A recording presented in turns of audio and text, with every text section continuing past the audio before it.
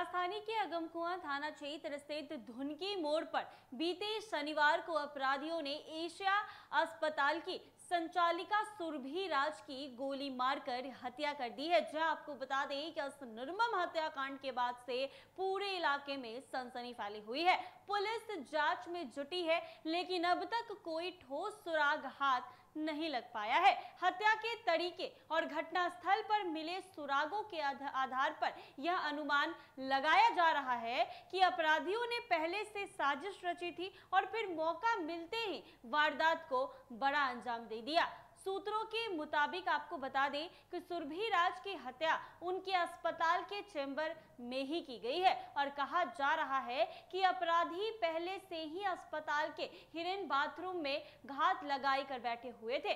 जैसे ही सुरभि अपने चेंबर में पहुंची, उन पर पीछे से गोलियां दाग दी गई। जी हां, पुलिस की जांच में सामने ये आया है कि चेंबर में गोलियों के निशान साफ दिखाई दे रहे हैं। बता दें कि वारदात के बाद अपराधियों ने कई सबूत मिटाने की कोशिश की है, लेकिन पुलिस को घटनास्थल से 5 खोखे बरामद हुए हैं। हालांकि हत्या में इस्तेमाल किए गए हथियार अभी तक बरामद नहीं हो पाया है। आपको बता दें कि साजिश का शक और सुरभि के करीबियों की भूमिका, हत्या के पीछे गहरी साजिश की आशंका जताई जा रही है। जानकारी के मुताबिक आपको बता दें कि सुरभि राज बीते 1 महीने से लगातार अस्पताल आ रही थी और इसी दौरान उनकी हत्या की साजिश रची गई और बताया जा रहा है कि उन्होंने अस्पताल में एक कर्मचारी मोनी उर्फ रितभरा को इस बात की जिम्मेदारी दे दी थी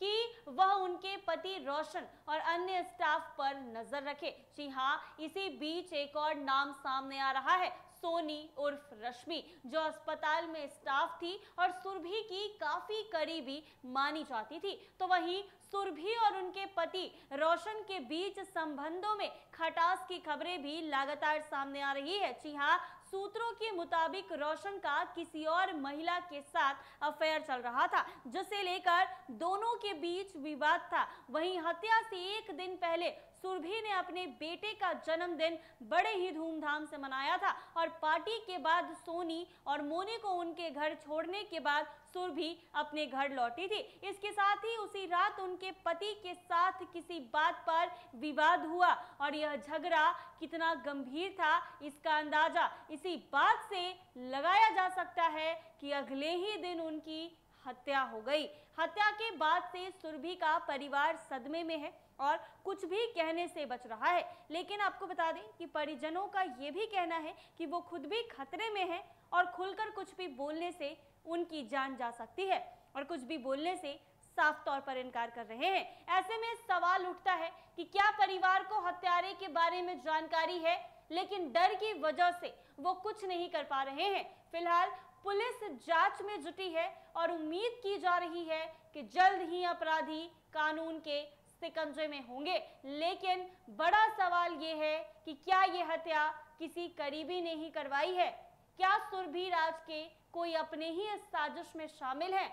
क्या पुलिस इस मर्डर मिस्ट्री को सुलझाने में कामयाब होगी? यह सब देखने वाली बात होगी। तो वहीं इस मामले में सिटी एसपी अतुलेश ठार ने जब बात किया गया तो उन्होंने साफ तौर पर बताया है कि अनुसंधान जारी है, पुलिस जल्द ही अपराधियों तक पहुंचेगी। ऐसे में क्या कुछ कहा जा रहा है, वो जरा सुने आप लोग। अभी इसके बारे में मैं फिर कह रहा हूं कि कंफर्मेशन आ जाए। हम लोग अभी जो अनुसंधान है वो हमारा अग्रतर अनुसंधान अभी लगातार जारी है और उसमें जैसे ही कुछ कंफर्मेशन आएगा आप लोग को हम कंफर्म नहीं, इस प्रकार की हमारे पास कोई मेडिकल रिपोर्ट इस प्रकार